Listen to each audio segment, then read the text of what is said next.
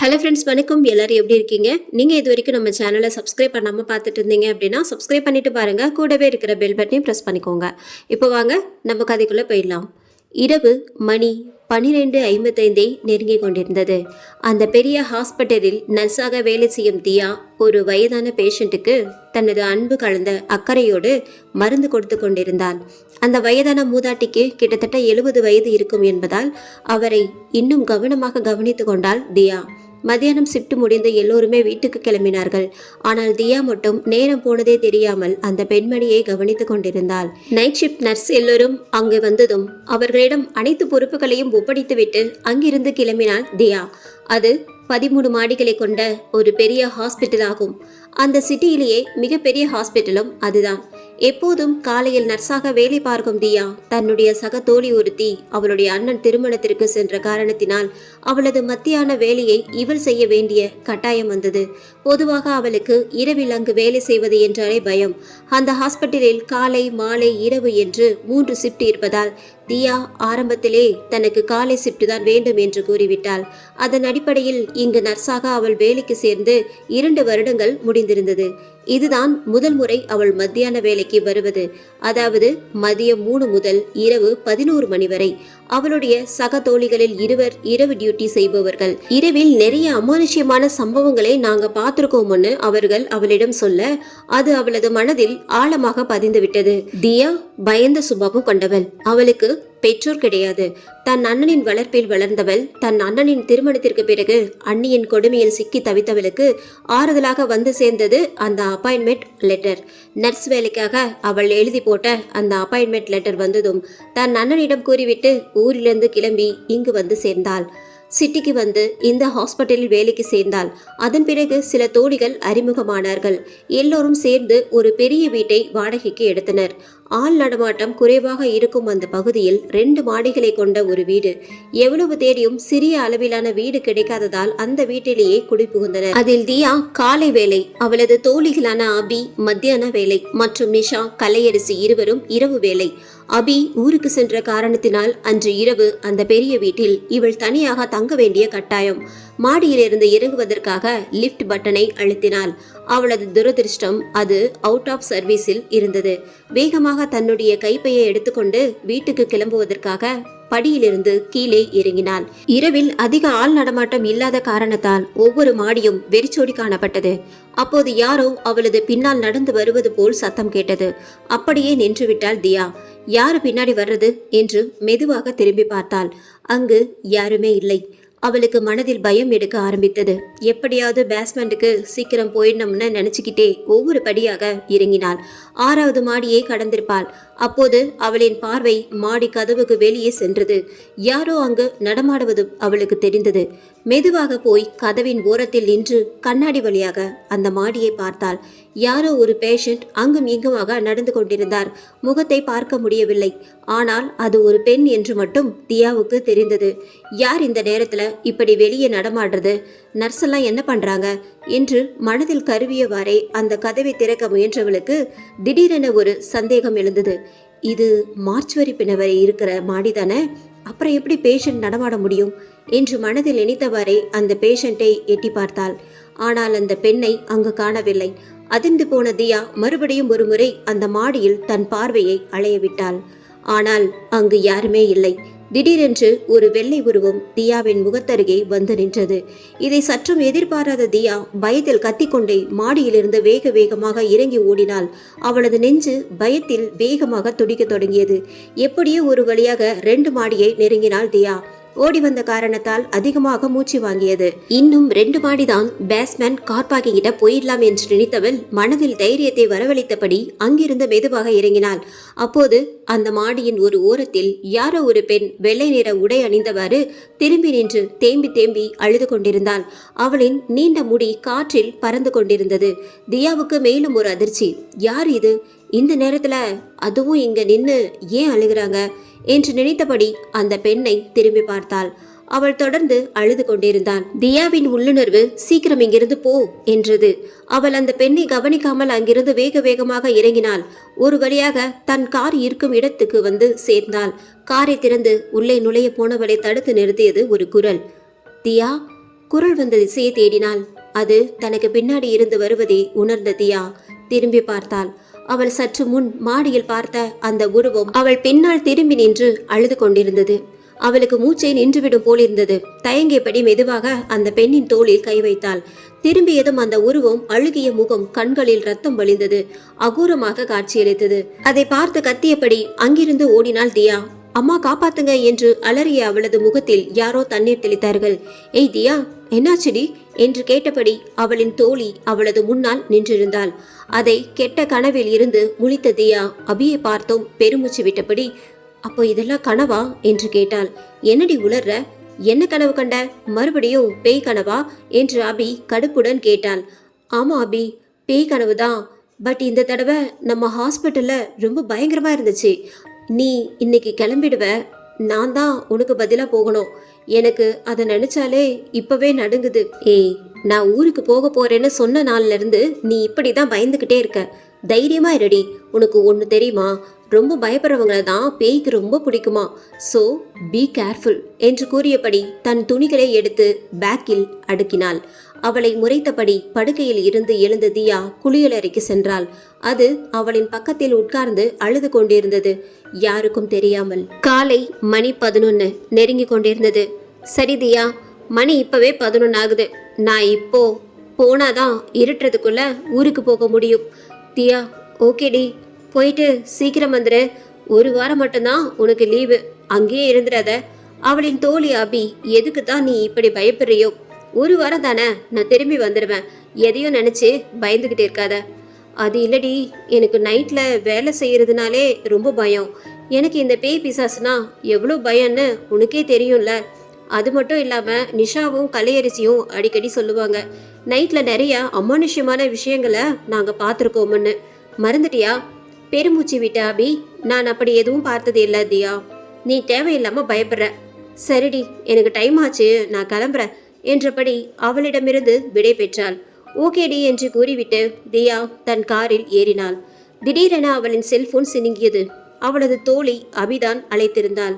Hello, இப்போ தானடி கிளம்பி போன, அதுக்குள்ள கால் பண்ற என கேட்டாள் தியா. மறுமுனையில் தயங்கியபடி அபி, உனக்கு மத்தியான வேலை கொடுக்க முடியாதான், வேற ஆளை இன்சார்ஜா போட்டுட்டாங்களாம்.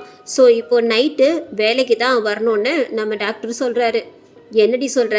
அப்போ நான் எப்போதும் போல காலையிலே வேலைக்கு போறேன். எதுக்கு நைட்டு?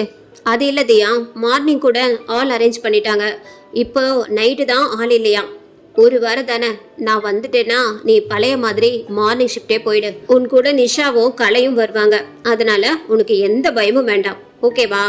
பெருமூச்சு விட்டபடி தியா ஓகேடி போறேன். இரவு 7 மணி. தியா தன் சக தோழிகளுடன் இரவு வேலைக்கு கிளம்பினாள். அவர்கள் இருவரும் வழக்கம் போல் தங்களது ஸ்கூட்டியில் வேலைக்கு கிளம்பினார்கள். தியாவுக்கு இரவு வேலைக்கு செல்வதற்கு மனமில்லை என்றாலும் வேறு வழியின்றி காரை எடுத்துக்கொண்டு ஹாஸ்பிட்டலை நோக்கி விரைந்தாள். மூவரும் ஹாஸ்பிட்டலை வந்தடைந்ததும் அவர்களது டியூட்டி டாக்டர் சசி, வயதான அழகான வாலிபன் எல்லோரையும் அழைத்து அவர்களது அன்றைய டிபார்ட்மெண்ட் அண்ட் டியூட்டிகளை பற்றி கூறிக்கொண்டிருந்தார். அப்போது தியாவை திரும்பி பார்த்த Sasi, hi Diya, I am really sorry. எனக்கு நைட்டில் குறைவாக இருக்காங்க, அதனால தான் அபிக்கு கால் பண்ணி உங்களை வர சொன்னேன். பரவாயில்ல டாக்டர், நான் எந்த டிபார்ட்மெண்ட் என்று கொஞ்சம் பயந்தபடியே கேட்டாள் தியா. சற்று நேரம் யோசித்த டாக்டர் சசி, தியா நீங்க இன்னைக்கு மார்ச்சுவரியில டியூட்டி பார்க்கணும். தியாவுக்கு பயத்தில் கை கால்கள் நடுக ஆரம்பித்தது. இருந்தாலும் டாக்டர் முன்னாடி தைரியமாக இருப்பது போல் நடித்தாள். பட் எதுக்கு டாக்டர் மார்ச்சுவரியில?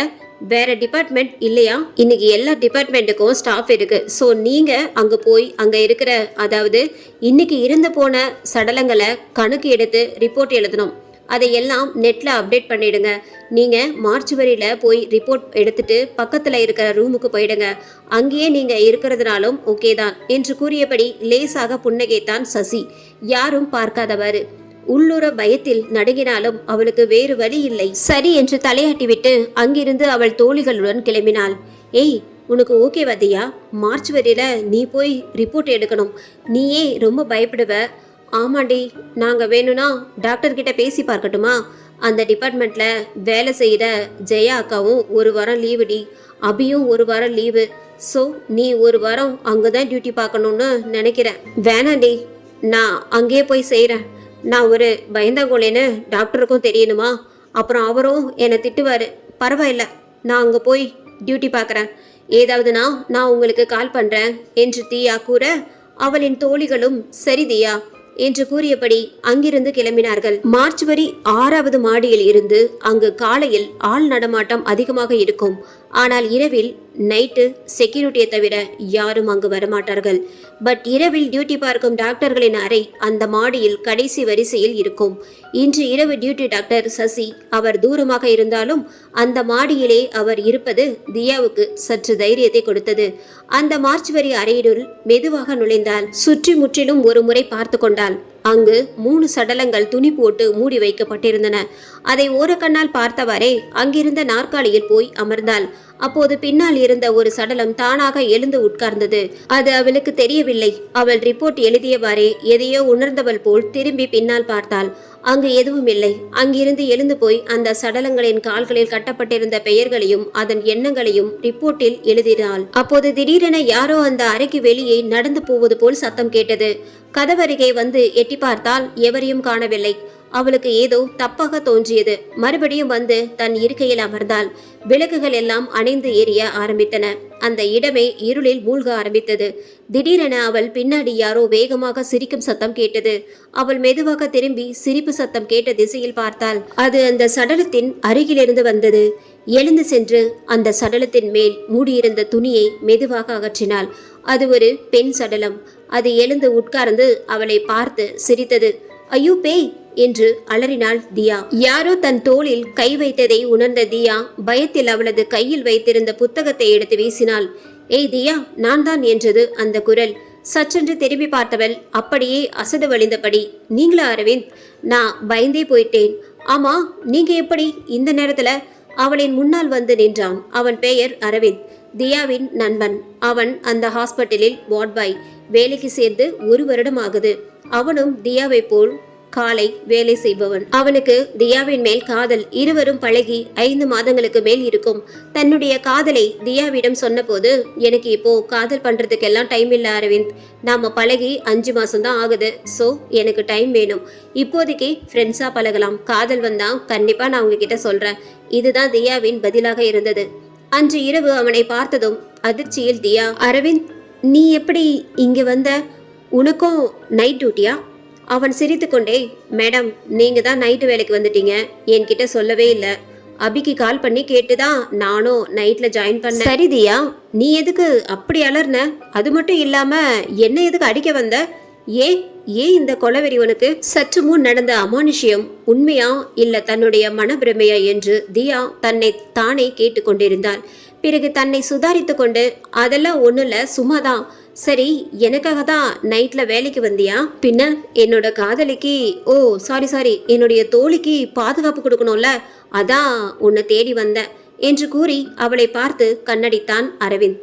ஓ ஆமாவா, அதுவும் சரிதான். என் மேல உனக்கு இவ்வளோ அக்கறையா என்று தியா நக்கலாக கேட்க, மேடம் அக்கறை இருக்கிறதுனால தான் உங்களை தேடி வந்தேன். சரி இப்போ வாங்க, கேண்டீன்ல போய் சூடா காஃபி குடிச்சிட்டு வரலாம் என்று அவன் அழைக்க தியாவும் அவனுடன் அங்கிருந்து கிளம்பினாள்.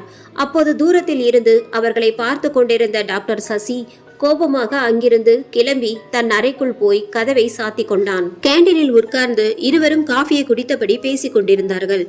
அரவிந்த் எதையோ யோசித்தவனாய், ஆமா தியா, நைட்ல வேலை செய்யறதுனால உனக்கு பயம், அப்புறம் எப்படி தைரியமா வந்த? ஆமா அரவிந்த், இது வரைக்கும் நான் மார்னிங் ஷிஃப்ட் மட்டும்தான் செஞ்சிருக்கேன். பட் முதல் தடவை நைட்டு வேலை. என்ன பண்றது, அபி ஊருக்கு போயிருக்கா, இங்கேயும் ஸ்டாஃப் குறைவா இருக்காங்கன்னு டாக்டர் சசி சொன்னாரு. வேற வழி இல்லை. அது மட்டும் இல்லை அரவிந்த், இப்போ அபியும் ஊருக்கு போயிட்டா, நான் மட்டும் தனியா இருக்கணும். அதுக்கு நான் இங்கேயே வேலை செஞ்சுட்டு போயிடலாம் என்றாள் தியா. நீ சொல்றது ரைட்டு தான். ஆனா உன்ன மாதிரி ஒரு பயந்தாங்கோலிக்கு மார்ச் வரையில டியூட்டி கொடுத்துருக்காங்க பாரு. ஐயோ, எனக்கு அதை நினைச்சாதான் சிரிப்பா இருக்கு என்று கூறி சிரித்தான் அரவிந்த். அவன் சிரிப்பதை கண்டு எரிச்சலான தியா, அரவிந்த் சிரிச்சது போதும், ரொம்ப கலாய்க்காத, வா போகலாம் என்று கூறி அங்கிருந்து எழுந்தாள். ஆமாமா, எனக்கு கொஞ்சம் வேலை இருக்கு, நான் போய் 3வது மாடியில இருக்கிற ரூம் நம்பர் 24 பேஷண்ட் அங்கிருந்து வேற ரூமுக்கு மாத்தணும். வந்த உடனே டாக்டர் சசி கூப்பிட்டு சொல்லிட்டாரு, வா தியா கிளம்பலாம் என்று அவனும் கிளம்பினான்.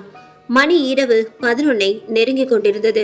தியா ரிப்போர்ட் அத்தனையும் எடுத்த பிறகு கொஞ்ச நேரம் ரெஸ்ட் எடுப்பதற்காக பக்கத்து அறைக்கு சென்றாள். வசதியில் அப்படியே நாற்காலியில் உட்கார்ந்தவரே கண்ணாசந்தாள். படார் என்று அந்த அறையின் கதவு திடீரென வேகமாக அடிக்க தொடங்கியது. சத்தம் கேட்டு திடுக்கிட்டு வெடித்த தியா எழுந்து போய் கதவுக்கு வெளியே பார்த்தாள். அந்த மாடியே அமைதியில் மூழ்கியிருந்தது. அப்போது மறுபடியும் காற்று வேகமாக அடிக்க கதவுகள் படார் படார் என்று அடிக்க ஆரம்பித்தன. என்ன இப்படி காற்று வீசுது, மழை வரப்போகுது போல என்று மனதில் நினைத்தவாறே கதவை சாத்தினாள். அப்போது தியா அந்த சத்தத்தை உணர்ந்தார். யாரோ நடக்கும் சத்தம். வேக வேகமாக கதவை திறந்து வெளியே எட்டி பார்த்தாள். அங்கே வெள்ளை புடவை அணிந்த ஒரு பெண் அந்த மாடியின் லிப்ட் அருகே நின்றிருந்தாள். தியாவுக்கு ஒன்றுமே புரியவில்லை. யார் இது? புதுசா வேலைக்கு சேர்ந்திருக்காங்களா? அப்படியே இருந்தாலும் ஹாஸ்பிட்டல் யூனிஃபார்ம் போடலையே, புடவை தானே கட்டியிருக்காங்க. சரி, போய் கேட்டு பார்க்கலாம் என்று நினைத்தவள் அந்த பெண்ணை நோக்கி நடந்தாள். ஆனால் அந்த பெண் தியாவை திரும்பி பார்க்காமல் லிப்ட் பட்டனை அழுத்தினாள். தியா, நில்லுங்க, நானும் வரேன் என்று கூறிக்கொண்டே ஓடினாள். அந்த பெண் லிப்டில் ஏறிவிட்டாள். தியா கடுப்பில், என்ன இது, மரியாதை தெரியாதவங்க போல இருக்கு, நான் கூப்பிடுறேன்னு தெரியாத மாதிரி போறாங்க என்று முணுகியவாறே அந்த லிப்ட் நம்பரை பார்த்தாள். அது 13வது மாடியை காட்டியது. 13வது மாடிக்கு எதுக்கு போறாங்க? அது மொட்டை மாடியாச்சே என்று யோசித்தாள். இதுவரை தைரியமாக இருந்த தியாவுக்கு மனதில் ஒரு இனம் புரியாத பயம் எட்டி பார்த்தது. இருந்தாலும் அந்த பெண் எதுக்கு அங்க போனாங்கன்னு தெரிஞ்சுக்கணும் என்று நினைத்தவள் வேக வேகமாக லிப்ட் பட்டனை அழுத்தி 13வது மாடிக்கு சென்றாள். அங்கே போய் அந்த பெண்ணை சுற்றி முற்றியும் தேடினாள். ஆனால் அவளை காணவில்லை. திடீரென யாரோ அழும் சத்தம் தியாவுக்கு கேட்டது. திரும்பி பின்னால் பார்த்தாள். அங்கே அந்த பெண் மொட்டை மாடியின் விளிம்பில் நின்று எதையோ வெறித்து பார்த்து கொண்டிருந்தாள். தியா ஒரு நிமிடம் அப்படியே நின்று விட்டாள். அப்போது தியாவை திரும்பி பார்த்த அந்த பெண் அங்கிருந்து குதிக்க முயன்றாள். ஏய், நில்லுங்க, வேண்டாம் என்று கத்திக்கொண்டே தியா அவளை பிடிக்க ஓடினாள். ஆனால் அந்த பெண் அங்கிருந்து குதித்து விட்டாள். தியா வேகமாய் ஓடி போய் மாடியிலிருந்து எட்டி பார்த்தாள். அந்த பெண் பிணமாக இரத்த வெள்ளத்தில் கிடந்தாள். ஐயோ ஐயோ என்று அலறியபடி அங்கிருந்து ஓடினாள் தியா. திடீரென்று யார் மீதோ மோதி கீழே விழுந்தாள். பயத்தில் நிமிர்ந்து பார்க்க அங்கு அரவிந்த் அவளை ஒன்றும் புரியாமல் பார்த்து கொண்டு நின்றிருந்தான். ஏ தியா, என்னாச்சு, எதுக்கு இப்படி அலறிக்கிட்டு ஓடுற என்று கேட்டவாறே அவளை பிடித்து தூக்கினான். அவனை பார்த்ததும் தியா, அரவிந்த், யாரோ ஒரு பொண்ணு மாடியிலிருந்து கீழே குதிச்சிட்டா, நான் அவளை தடுக்கிறதுக்குள்ள அவள் விழுந்துட்டா என்று படபடப்பாக பேசினாள். என்ன தியா சொல்ற? எங்க? கீழே அரவிந்த், வா, சீக்கிரம் வா, போய் பார்க்கலாம் என்று அவசரப்படுத்தினாள். சரி வா, போய் பார்க்கலாம் என்று கூறியபடி லிப்டில் ஏறி இருவரும் கீழே போனார்கள். அந்த பெண் விழுந்த இடத்தை தியா அரவிந்திடம் காட்டினாள். ஆனால் அங்கு யாருமே இல்லை. ஆள் விழுந்த தடயமும் தெரியவில்லை. தியாவுக்கு தலையை சுற்றியது. அந்த பொண்ணு இங்கதான் விழுந்து கிடந்தாளா? நான் என் கண்ணால பார்த்தேன் என்று ஏதேதோ கூற ஆரம்பித்தாள். என்னதையா உளர்ற? இங்க யாரையுமே காணோமே. தியாவுக்கு தன்னை சுற்றி என்ன நடக்குதுன்னே தெரியவில்லை. அரவிந்த் கேள்விக்கு பதில் கூறாமல் அப்படியே சுற்றியும் பார்த்தாள். நீ சும்மா எதையும் கற்பனை பண்ணிக்கிட்டு இருக்காத தியா, வா உள்ள போகலாம் என்று அவள் கையை பிடித்தான். நீ போ அரவிந்த், நான் வரேன். ஏ தியா, எதையும் போட்டு மனசை குழப்பிக்காத, சரியா? நான் போறேன், நீ வா என்று கூறிவிட்டு அங்கிருந்து கிளம்பினான் அரவிந்த். ஆனால் தியாவால் அந்த சம்பவத்தை மறக்க முடியவில்லை. அப்போ விழுந்தது யார் என்று தனக்குள்ளே கேட்டுக்கொண்டு அங்கிருந்து நகர முற்பட்ட போது அவள் கண்ணுக்கு அந்த கடிகாரம் தென்பட்டது. அது அந்த இடத்தில் விழுந்து கிடந்தது. புதிதாக காணப்பட்ட கை கடிகாரம். அதை கையில் எடுத்த தியா, இது யாரோடது? புதுசா இருக்கே, சரி எடுத்து வச்சுக்கலாம் என்று அதை எடுத்து தன் சட்டை பாக்கெட்டில் போட்டுக்கொண்டாள். மணி இரவு 1:30. களையரசி அந்த மார்ச்சுவரி ரூமிற்குள் வந்தாள். அங்கு தலையில் கை வைத்தபடி எதையோ எழுதி கொண்டிருந்தாள் தியா. இந்த சடலம் இப்ப கொண்டு வந்தது ஆக்சிடென்ட் கேஸ், ஸ்பாட்ல இருந்துட்டாங்க என்று கூறியபடி அந்த உடலை ஒப்படைத்து விட்டு அங்கிருந்து நகர்ந்தாள் கலையரசி. திரும்பி பார்த்த தியா எழுந்து சென்று அந்த சடலத்தின் துணியை அகற்றினாள். அது சற்று முன் அவள் பார்த்த அந்த பெண்ணுடையது. அது அவளை பார்த்ததும் பல்லை காட்டியது. ஆ, பேய் என்று கத்திக்கொண்டே வெளியே ஓடினாள் தியா. அவள் அப்படி அலறியதை கண்ட கலை, ஏய் தியா, எதுக்கிட்டு இப்படி அலற? அந்த சடலம், அந்த சடலம், அதுக்குதான் இப்படி கத்துனியா? அந்த ஆள் மூஞ்சி ரொம்ப டேமேஜ் ஆயிடுச்சுடி, அதான் முகம் அப்படி இருக்கு, வா என்று கூறி அவளை அந்த சடலத்தின் அருகே அழைத்து சென்றாள் கலை. அது ஒரு ஆணின் சடலம். அதை பார்த்த தியாவுக்கு ஒன்றுமே புரியவில்லை. இதெல்லாம் மனம் பிரமையா? இப்பதானே பார்த்தேன் ஒரு பொண்ணோட சடலம், ஆனால் இப்ப வேற ஆள். அவளால் அதை யூகிக்கவே முடியவில்லை. அன்றைய பொழுது கழிந்தது. மறுநாள் காலையில் தியா தன் தோழிகளுடன் சேர்ந்து வீட்டுக்கு புறப்பட்டாள். தன்னுடைய காரை எடுத்துக்கொண்டு அங்கிருந்து கிளம்பினாள். யதார்த்தமாக தன்னுடைய கார் கண்ணாடி வழியாக பின்னாடி பார்த்தாள். டாக்டர் சசி அவரின் காரின் அருகே நின்று கொண்டு தியா போவதையே பார்த்து கொண்டிருந்தார். இதை பார்த்த தியா கொஞ்ச நாளாவே டாக்டர் நம்மள ஒரு மாதிரியா பாக்குறாரு, என்னவா இருக்கும் என்று மனதுக்குள் நினைத்தவாறே அங்கிருந்து வேகமாக கிளம்பினாள். குளித்து முடித்துவிட்டு படுப்பதற்காக போனவள் அங்கிருந்த கை கடிகாரத்தை எடுத்து பார்த்தவள் தன் கையிலும் கட்டி அழகு பார்த்தாள். அதை பார்த்த அவளது தோழி, தியா, யாரோட வாட்ச் அது? தெரியலடி, எனக்கு இந்த வாட்ச் நம்ம ஹாஸ்பிட்டல்ல தான் கிடைச்சது. யாரோடதுன்னு தெரியல, நானும் எடுத்து வச்சுக்கிட்டேன். வாவ், வெரி நைஸ் டி என்றாள் கலை. எல்லோரும் தூங்குவதற்கு தயாரானார்கள். தியாவுக்கு முன்னதாகவே எழுந்து வேலைக்கு கிளம்பினார்கள் நிஷாவும் கலையும். அப்போது நிஷாவின் பார்வை அந்த கடிகாரத்தின் மீது சென்றது. அவள் அதை எடுத்து தன் கையில் கட்டினாள். அப்போது திடீரென எதிரே இருந்த கண்ணாடியில் ஒரு பெண்ணின் உருவம் கோரமாக தெரிந்தது. அதை பார்த்து அதிர்ச்சியான நிஷா பயத்தில் அப்படியே அதை கழட்டி இருந்த இடத்திலே வைத்துவிட்டு அங்கிருந்து ஓடினாள். அந்த உருவம் அந்த கண்ணாடி உள்ளிருந்து இறங்கி வந்து தியாவின் பக்கத்தில் போய் நின்றது. அவர்கள் இருவரும் சென்ற பிறகு தியா படுக்கையில் இருந்து எழுந்தாள்.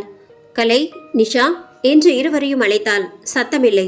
ஓ, எனக்கு முன்னாடியே போயிட்டாங்களா என்று நினைத்தபடி படுக்கையில் இருந்து எழ போனவள் தன் கையில் அந்த கடிகாரம் கட்டி இருப்பதை பார்த்து அதிர்ந்தாள். இது எப்படி என் கைக்கு வந்துச்சு? நான் படுக்க போகும்போது கண்ணாடி பக்கத்துல தானே வச்சேன் என்று யோசித்தவரை குளிப்பதற்கு சென்றாள். ஹாஸ்பிட்டலில் வேலைக்கு வந்தவுடன் இரவு அந்த பெண் மேலிருந்து குதித்த இடத்தை ஒருமுறை பார்த்து கொண்டாள். அப்போது யாரோ முதல் மாடியில் நிற்பது அவளுக்கு தெரிந்தது. அண்ணாந்து மேலே பார்க்க அங்கே அதே பெண் நின்றிருந்தாள். அவள் தியாவை பார்த்ததும் அங்கிருந்து மறைந்தாள். தியா வேகமாக அங்கிருந்து ஓடினாள். அப்போது அவள் எதிரே வந்து நின்றான் டாக்டர் சசி. டைம் ஆச்சு, நீ இன்னும் யூனிஃபார்ம் போடாம இருக்க? அதட்டும் குரலில் கேட்டான் சசி. டாக்டர், அங்க மேல யாரோ இருக்காங்க, ஏதேதோ உளறினாள் தியா. யார் இருக்கா மேல? டாக்டர், பேய். நான் பேய பார்த்தேன். தியா, நீ இங்க வேலைக்கு வந்து 2 வருஷம் ஆச்சு, அதை ஞாபகம் வச்சுக்கோ. ஏதோ புதுசா ஜாயின் பண்ண மாதிரி இப்படி பயப்படுற? ப்ளீஸ் கோ யுவர் டியூட்டி என்று கூறிவிட்டு அங்கிருந்து கிளம்பினான். இல்ல டாக்டர், நான் என்று கூறியபடியே சசியை பார்த்தாள். அவனின் பின்னால் அந்த உருவம் முடியை விரித்து போட்டுக்கொண்டு அகோரமாக நடந்து வந்தது. அவள் அப்படியே பேசுவதை நிறுத்திவிட்டு அங்கிருந்து ஓடினாள். சசி முகத்தை சொலித்தபடி, என்னாச்சு இவளுக்கு, ஏன் இப்படி நடந்துக்கிறான் என்று யோசித்தான். தியா தன்னுடைய வேலையை முடித்துவிட்டு வழக்கம் போல் நெட்டில் அதை அப்டேட் செய்து கொண்டிருந்தாள். அவளது அறைக்கதவு தட்டும் சத்தம் கேட்டது. உள்ளே வரலாமா மேடம் என்று கேட்டுக்கொண்டே அறையினுள் நுழைந்தான் அரவிந்த். வா அரவிந்த், ரொம்ப பிஸி போல இருக்கு. கொஞ்சம் வேலை இருந்துச்சு, முடிச்சிட்டேன். உனக்கு வேலை இல்லையா? எனக்கும் வேலை தான், பட் உனக்கு ஒன்று வாங்கிட்டு வந்திருக்கேன், அதை கொடுக்கலான்னு தான் இங்க வந்தேன். அவனை ஆச்சரியமாக பார்த்த தியா, எனக்கா? எதுக்கு? நான் தான் உன்கிட்ட முன்னாடியே சொல்லிட்டேன்ல, எனக்கு உன்னை பிடிச்சிருக்கு, பட் காதல் இல்ல. நாம பழகி 5 மாசம் தான் ஆயிருக்கும். உனக்கு என் மேல லவ் வந்த மாதிரி எனக்கும் வரணும்ல, புரிஞ்சுக்கோ என்று படபடவென்று பேசி முடித்தாள். மேடம் மேடம் கூல், பரிசுக்கு இவ்வளவு பெரிய வசனமா? நீ எனக்கு எப்ப வேணும்னாலும் ஓகே சொல்லு, நான் உனக்காக காத்திருக்க தயார். பட் இந்த பரிசு உன்னோட நண்பன் கொடுக்கறதா நினைச்சுக்கோ. நான் இதுவரைக்கும் யாருக்கும் இந்த மாதிரி பரிசெல்லாம் கொடுத்ததில்ல. நான் நேசிச்ச முதல் பொண்ணு நீதான், முதல் தோழியும் நீதான், அதை புரிச்சுக்கோ. நான் உன்கிட்ட இதெல்லாம் கேட்கல அரவிந்த். காதல் சும்மா பாக்குறவங்க எல்லோர் மீதும் வராது, பார்த்து பழகி பிடிச்சிருந்தாதான் வரும். ஓ, அப்போ உனக்கு என்ன பிடிக்கலையா? அரவிந்த் கோபமாக கேட்டான். பிடிக்கும் அரவிந்த், ஆனால் காதல் வரணும்னா டைம் வேணும், புரிஞ்சுக்கோ. சற்று நேர அமைதிக்கு பிறகு அரவிந்த் தன்னுடைய பாக்கெட்டில் வைத்திருந்த அந்த பரிசை எடுத்தான். அது ஒரு அழகான தங்க சங்கிலி. அதை எடுத்து தியாவின் கழுத்தில் போட அவள் அருகே சென்றான். அதை தடுத்த தியா, தங்கம்மா வேண்டாம் அரவிந்த், என்னை உன் நண்பனா நினைச்சாவது வாங்கிக்கோ என்று அவளை பிடித்து அவளது கழுத்தில் அந்த சங்கிலியை போட்டான். அப்போது அரவிந்த் அவளது கழுத்தில் தன் கையை வைத்து ஒரு மாதிரியாக தடவினான். அதை உணர்ந்த தியா சற்றென்று கோபமாக அவன் கையை விலக்கினாள். என்ன பண்ற அரவிந்த்? அவள் குரலில் கோபம் தெரிந்தது. சாரி தியா, ஏதோ பூச்சி போன மாதிரி தெரிஞ்சது, அதான் சாரி. இட்ஸ் ஓகே என்றாள் தியா. அப்போது அந்த அறைக்குள் யதார்த்தமாக நுழைந்த டாக்டர் சசி இருவரையும் பார்த்து, வேலை செய்யாம இங்க என்ன பண்றீங்க? இல்ல டாக்டர், தியாவை பார்க்கலான்னு வந்தேன். இப்போ டியூட்டி டைம், அரட்டை அடிக்கிறதா இருந்தா பிரேக் டைம்ல வச்சுக்கோங்க. சாரி டாக்டர் என்றபடி அங்கிருந்து கிளம்பினான் அரவிந்த். தியாவிடம் திரும்பி, தியா, நான் ஒரு வேலையா வெளியே போக வேண்டியிருக்கு, நீங்க இந்த ரிப்போர்ட் எல்லாம் எடுத்துட்டு போய் என்னோட மேஜையில் வச்சிடுங்க. அண்ட் முடிச்சுட்டு 2வது மாடியில் ரூம் நம்பர் 18 இருக்கிற பேஷண்ட்டை போய் பார்த்துக்கோங்க. அவங்க ரொம்ப வயசானவங்க. அவங்க இப்போதான் 2 நாளைக்கு முன்னாடி வந்து அட்மிட் ஆனாங்க. அவங்க மகனும் மருமகளும் தான் வந்து அட்மிட் பண்ணிட்டு போனாங்க. அவங்க உடம்புக்கு என்ன டாக்டர்? எனக்கும் சரியா தெரியல தியா. பட் அவங்க வீட்டில் யாரோ காணாமல் போயிட்டாங்களாம். அவங்க இந்த அம்மா கூட நெருக்கமானவங்க போல இருக்கு. அவங்க நினச்சி இவங்க இப்படி நோயில் படுத்துட்டாங்க. என்ன டாக்டர் சொல்கிறீங்க? காணாமல் போயிட்டாங்களா? இந்த அம்மாவுக்கு அவங்க என்ன வேணும்? நோ தியா, இதெல்லாம் மார்னிங் டாக்டருக்கு தான் தெரியும்.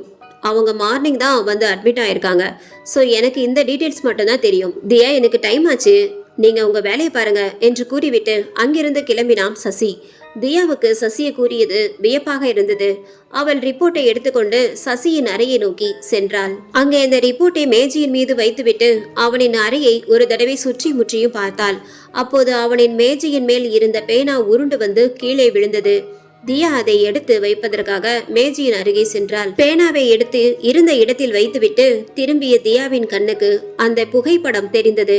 அது சசி தன் தாயாருடன் எடுத்துக்கொண்ட புகைப்படம். அவள் அந்த புகைப்படத்தை எடுத்து பார்த்து கொண்டே சசியின் இருக்கையில் அமர்ந்தாள். அவள் தன்னையும் அறியாமல் சசியின் போட்டோவை பார்த்து ரசித்து கொண்டிருந்தாள். டாக்டர் எவ்வளவு அழகாக இருக்காரு, பட் கொஞ்சம் சிடுமூஞ்சி, அவ்வளவுதான் என்று மனதுக்குள் நினைத்து சிரித்து கொண்டாள். அங்கிருந்து கிளம்பினாள். அவள் டாக்டர் சொன்ன அந்த 2வது மாடிக்கு சென்று ரூம் நம்பர் 18 இருந்த வயதான பேஷண்டை பார்த்தாள். அந்த வயதான மூதாட்டி அப்போது நன்றாக தூங்கிக் கொண்டிருந்தார். அவள் அவரது பக்கத்தில் ஒரு நாற்காலியை போட்டு அமர்ந்து கொண்டாள். மணி 3 நெருங்கியது. திடீரென தூக்கத்தில் இருந்து விழித்த அந்த மூதாட்டி அலற ஆரம்பித்தார். தியா அவரை சமாதானப்படுத்த முயற்சி செய்தாள். ஆனால் அந்த மூதாட்டி தியாவிடம் எதையோ கை காட்டினாள். தியா திரும்பினாள். பின்னால் பார்த்தால் அங்கு யாருமே இல்லை. அந்த மூதாட்டி தியாவின் பின்னால் எதையோ பார்த்து அலறினாள். பின்னாடி பின்னாடி என்று கூறிக்கொண்டே அவரது கண்கள் விரிந்தன. அங்கே தியாவின் பின்னால் அந்த உருவம் அந்தரத்தில் தொங்கிக் கொண்டிருந்தது. ஆனால் அவளுக்கு அது தெரியவில்லை. அப்படியே அலறிக்கொண்டே அந்த மூதாட்டி மயக்கமடைந்தாள். அரவிந்த், எனக்கு வேலை முடிஞ்சிருச்சு, வா 2 பேரும் மொட்டை மாடிக்கு போய் பேசிக்கிட்டே இருக்கலாம் என்று கூற அவளை திரும்பி பார்த்தான் அரவிந்த். ஏய் தியா, நீ எப்போ வந்த? நான் இப்பதான் வந்தேன். டாக்டர் வெளியே போயிருக்காரு. எனக்கும் ரொம்ப போரிங்கா இருக்கு. அதான் உன் கூட அரட்டை அடிக்கலான்ட்டு வந்தேன். வரியா, போகலாம்? எதுக்கு தியா மொட்டை மாடி? வா, அந்த ரூமுக்கு போய் பேசிக்கிட்டு இருக்கலாம் என்று அரவிந்த் அருகில் இருந்த அறையை காட்டினான். வேணாம், திடீர்னு டாக்டர் வந்துட்டா அவ்வளோதான், நல்லா வாங்கி கட்டணும். நீ வா, நாம மேலே போய் பேசிக்கிட்டு இருக்கலாம் என்று அவனின் கையை பிடித்து இழுத்தாள். என்னடா இது புதுசா இருக்கு, அவளே கூப்பிடுறா என்று மனதுக்குள் சந்தோஷப்பட்டவன் அவளுடன் மொட்டை மாடிக்கு செல்ல தயாரானான். இருவரும் அங்கிருந்து கிளம்பி மொட்டை மாடிக்கு செல்ல லிஃப்ட் பட்டனை அழுத்தினான். அப்போது அரவிந்த் என்று யாரோ அவனை கூப்பிடும் குரல் கேட்டு திரும்பினான். அங்கே நிஷாவும் கலையும் நின்றிருந்தார்கள். ஹாய், நீங்களா? ஆமா அரவிந்த், இங்க தனியா சுத்திக்கிட்டு இருக்கீங்க, வேலை முடிஞ்சிடுச்சா என கேட்டாள் நிஷா. தனியாவா என்று பின்னால் திரும்பி பார்த்தான். அங்கு நின்றிருந்த தியாவை காணவில்லை. அவனுக்கு அது ஆச்சரியமாகவும் சற்று பயமாகவும் இருந்தது. தியா எங்க போனா என்று அவளை தேடினான். என்ன அரவிந்த், யாரை தேடுறீங்க? கலை கேட்க, இல்ல தியா என் கூட தான் வந்தா, இப்ப ஆளையே காணோம், அதான் தேடுறேன். என்ன அரவிந்த், கனவு ஏதாவது கண்டீங்களா? தியா 2வது மாடியில் இருக்கா. வயசான ஒரு பேஷண்ட்டை பார்த்துக்க சொல்லி டாக்டர் சொன்னாரு. அதனால அவ அங்கதான் இருக்கா. இப்பதான் நாங்க அவளை பார்த்துட்டு வரோம் என்றாள் கலை. அரவிந்த் பயத்தில் அப்படியே உறைந்து நின்றான். அப்போ இவ்வளவு நேரம் என் கூட பேசிட்டு இருந்தது யாரு என்று யோசிக்க ஆரம்பித்தான்.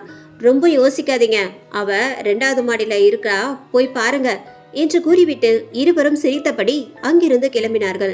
அப்போது அது அந்தரத்தில் தொங்கியபடி அவனை பார்த்து சிரித்தது அவனுக்கே தெரியாமல். சசி ஒரு வேலை விஷயமாக போய்விட்டு ஹாஸ்பிட்டலுக்கு திரும்பி வந்து கொண்டிருந்தான். கனத்த மழை பெய்து கொண்டிருந்தது. காரை தட்டு தடுமாறியபடி ஓட்டினான். அவன் போய்கொண்டிருந்த அந்த சாலையில் ஆள் நடமாட்டமும் வாகனங்களும் குறைவாகவே காணப்பட்டது. அப்போது அவனது காரின் முன் யாரோ நடந்து போவது போல் தெரிந்தது. கண்களை கசக்கிக் கொண்டு மறுபடியும் பார்த்தான். அங்கே யாருமே இல்லை. திடீரென அவனது காரின் முன் கண்ணாடியில் ரத்தம் சொட்டு சொட்டாக வழிந்தது. அதை மழைநீர் அழித்து சென்றது. அதை பார்த்ததும் சசிக்கு அந்த ஏசியிடம் வியர்த்து கொட்டியது. அவன் பயத்தில் காரை நிறுத்தினான். ஆனால் பின்னால் வந்த கார்கள் ஹாரன் அடித்ததால் மறுபடியும் காரை ஸ்டார்ட் செய்தான். ஹாஸ்பிட்டலை ஒரு வழியாக நெருக்கிவிட்டான். காரை ஒரு ஓரமாக பார்க் செய்துவிட்டு கார் கண்ணாடியை ஒரு முறை பார்த்தான். அதில் மழை நீரால் ஒரு வார்த்தை எழுதப்பட்டிருந்தது. கண்மணி. இந்த பெயரை பார்த்ததும் சசி அதிர்ச்சியில் அப்படியே ஒரு கணம் நின்றுவிட்டான். கண்மணி இந்த பெயர் என்று எதையோ யோசித்தவன் அங்கிருந்து வேக வேகமாக ஹாஸ்பிட்டல் உள்ளே ஓடினான். தன் அறைக்குள் நுழைந்தவன் வேகமாய் போய் தன் இருக்கையில் அமர்ந்து அங்கிருந்த தண்ணீர் பாட்டிலை எடுத்து மடமடவென்று தண்ணீரை குடித்தான். தன் செல்போன் கேலரியில் போய் அந்த புகைப்படத்தை தேடினான். அது ஒரு அழகான பெண்ணின் புகைப்படம். அவளுடன் நின்று செல்ஃபி எடுத்துக்கொண்ட புகைப்படம். கண்ணீர் மல்க அந்த போட்டோவை பார்த்து, கண்மணி நீ எங்க போன? கண்டிப்பாக வருவேன்னு சொல்லிட்டு போன. ஆனால் இப்ப வரைக்கும் நீ வரல. என்கிட்ட சொல்லாம எங்க போன என்று புலம்பினான். தியா அந்த 2வது மாடியிலிருந்து கிளம்பி மார்ச்சுவரி அறைக்குள் நுழைந்தாள். அங்கு அவளுடைய வேலைகள் எஞ்சி இருப்பதால் அங்கேயே அமர்ந்து ரிப்போர்ட்டை எழுதி கொண்டிருந்தாள். அப்போது திடீரென தன் முகத்தில் ஏதோ கூசுவது போல் உணர்ந்தாள். மெதுவாக அண்ணாந்து பார்க்க மேலிருந்து அந்தரத்தில் தொங்கியபடி அந்த உருவம் வந்து கொண்டிருந்தது. அதை பார்த்த தியா ஆ என்று அலறியபடி அப்படியே மேஜையின் மீது மயங்கி விழுந்தாள். வீட்டு கதவை திறந்தபடி உள்ளே நுழைந்தார்கள் நிஷாவும் கலையும். அங்கே கண்ணாடியின் முன்னே உட்கார்ந்து எதையோ பார்த்து கொண்டிருந்தாள் தியா.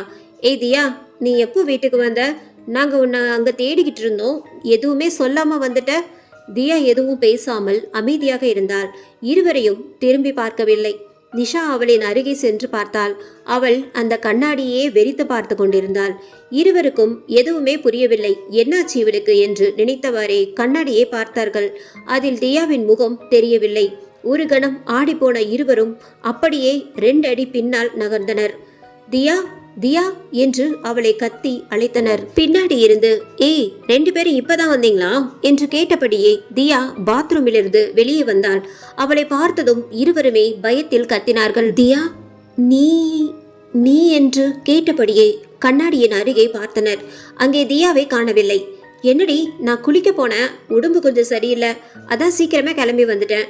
நீங்க எதுக்கு இப்ப இப்படி கத்துறீங்க என்று கேட்டுக்கொண்டே கண்ணாடியில் முன் வந்து தலைவாரினாள். அது ஒன்றும் இல்லடி, நாங்க போய் குளிக்கிறோம் என்று பயத்தில் உளறியபடியே இருவரும் அங்கிருந்து ஓடினார்கள். தியா அவர்களை திரும்பி பார்த்து சிரித்தபடியே தன் கையில் அந்த கடிகாரத்தை எடுத்து கட்டினாள். ராமகிருஷ்ணா ஆசிரமம். மேடம், உங்களை பார்க்க சசின்னு ஒரு டாக்டர் வந்திருக்காரு என்று அந்த ஆசிரமத்தின் செக்யூரிட்டி வந்து கூற தலை நிமிர்ந்து பார்த்தார். மேடம் கன்னிகா, 50 வயது நிரம்பிய பெண்மணி. அந்த ராமகிருஷ்ணா ஆசிரமத்தை எடுத்து நடத்துபவர்.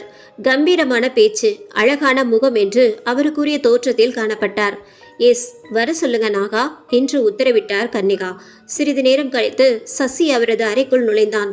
அவனை பார்த்து புன்னகைத்த கன்னிகா, வாங்க டாக்டர், உட்காருங்க. சசியும் புன்னகைத்தவாறே அவரது அருகில் வந்து அமர்ந்தான். டாக்டர் சசி, உங்களை பத்தி நான் நிறைய கேள்விப்பட்டிருக்கேன்.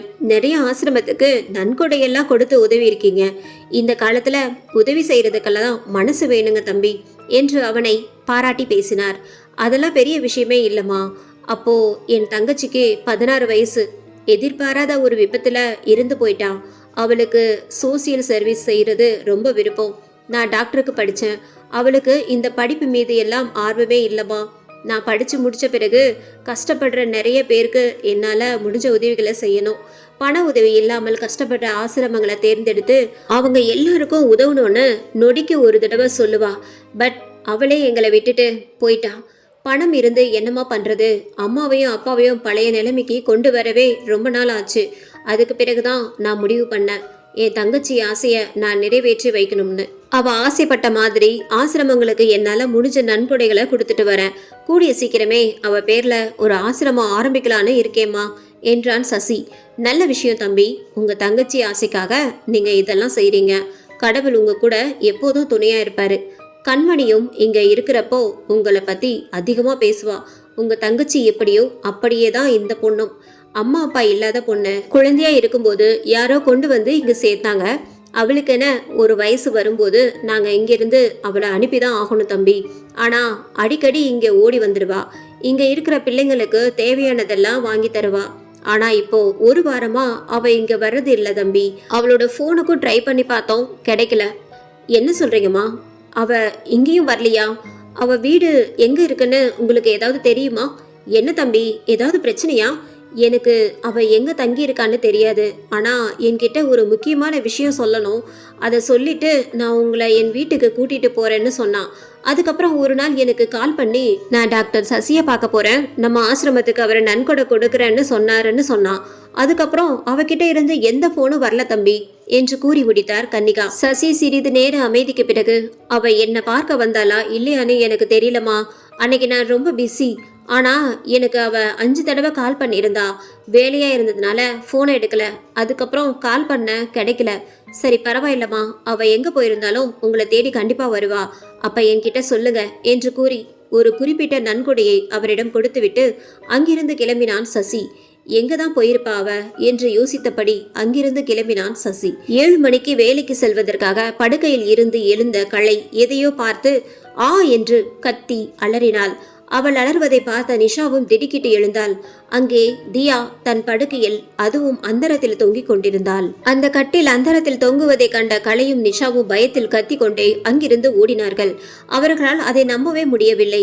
இங்கே என்ன நடக்குது, தியாவுக்கு என்ன ஆச்சு என்று யோசித்தவாறே அரவிந்துக்கு அவசர அவசரமாக போன் செய்தாள் நிஷா. ரிங் போனது. ஆனால் அரவிந்த் போனை அட்டன் பண்ணவே இல்லை. மறுபடியும் போன் செய்தாள். மறுமுனையில் ஹலோ ஹலோ அரவிந்த், நான் தான் நிஷா. என்ன நிஷா, என்னாச்சு, ஏன் இப்படி பதட்டமா பேசுற என்று கேட்டான் அரவிந்த். அரவிந்த், இங்க இங்க தியா. நிஷா, தியாவுக்கு என்னாச்சு என்னாச்சு, நீ உடனே கிளம்பி வா, அவளுக்கு ஏதோ ஆயிடுச்சு, அவ அந்தரத்தில் படுத்திருக்கா. என்ன அந்தரத்திலா, என்ன உளர்றீங்க? ஐயோ நாங்க உளரல, நீ சீக்கிரம் வீட்டுக்கு வா. அரவிந்த், எங்களுக்கு ரொம்ப பயமா இருக்கு. ஓகே ஓகே கூல், நான் வரேன் என்று கூறி போனை கட் செய்துவிட்டு தியாவின் வீட்டை நோக்கி கிளம்பினான் அரவிந்த். கலையும் நிஷாவும் பயத்தில் நடுங்கியபடியே வெளியே நின்றிருந்தார்கள். 15 நிமிடம் கழித்து அரவிந்த் அங்கு வந்து சேர்ந்தான். அவர்கள் இருவரும் பயந்தபடி வெளியே நிற்பதை பார்த்தவன் தியா எங்கே என்று கேட்டான். அவர்கள் இருவரும் உள்ளே என்று கை காட்டினார்கள். அரவிந்த் வேகமாக உள்ளே ஓடினான். அங்கு கட்டில் அந்தரத்தில் தொங்கவில்லை, தரையில் தான் இருந்தது. ஆனால் தியா கட்டிலில் படுத்தபடி எதையோ முணுங்கிக் கொண்டிருந்தாள். தியா தியா என்று அழைத்தபடி அவளின் அருகே சென்றான். அவளின் அருகில் சென்று பார்த்தவன் அப்படியே அதிர்ந்து நின்றான். அங்கே தியாவின் முகம் கொடூரமாக இருந்தது. முடியை விரித்து போட்டு கண்களில் விழி பிதுங்கி பார்ப்பதற்கே பயங்கரமாக காணப்பட்டாள். அவள் தன் வயிற்றை தடவியபடி ஏதோ முணங்கிக் கொண்டிருந்தாள். அரவிந்த் பின்னால் தொடர்ந்து வந்த நிஷாவும் கலையும் பயத்தில் அவளை பார்த்து அலறினார்கள். தியா நொடிக்கொரு தடவை தன் வயிற்றை தடவி கொண்டிருந்தாள்.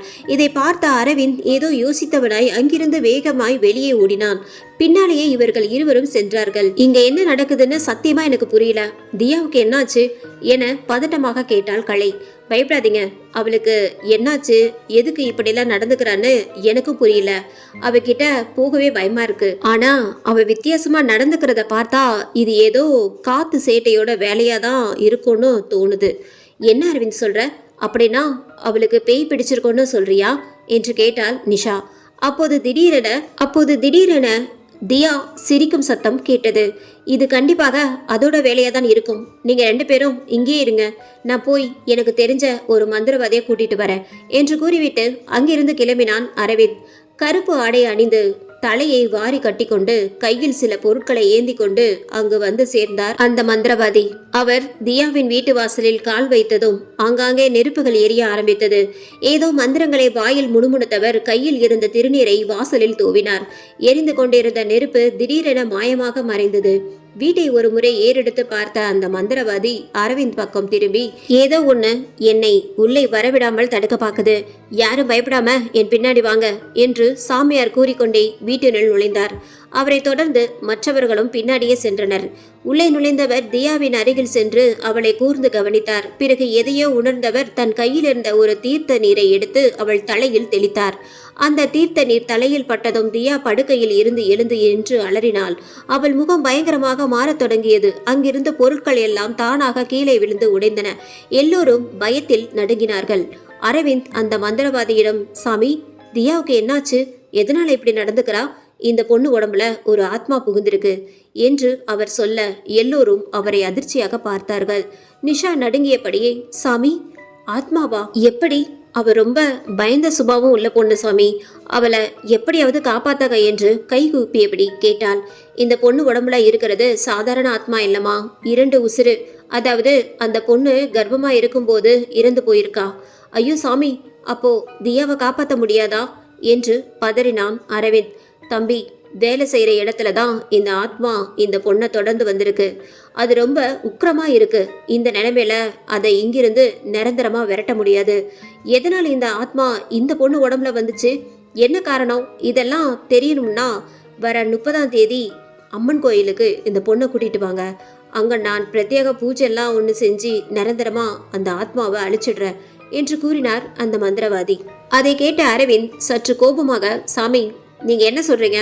அப்படின்னா இப்ப அந்த ஆத்மாவை அழிக்க முடியாதா?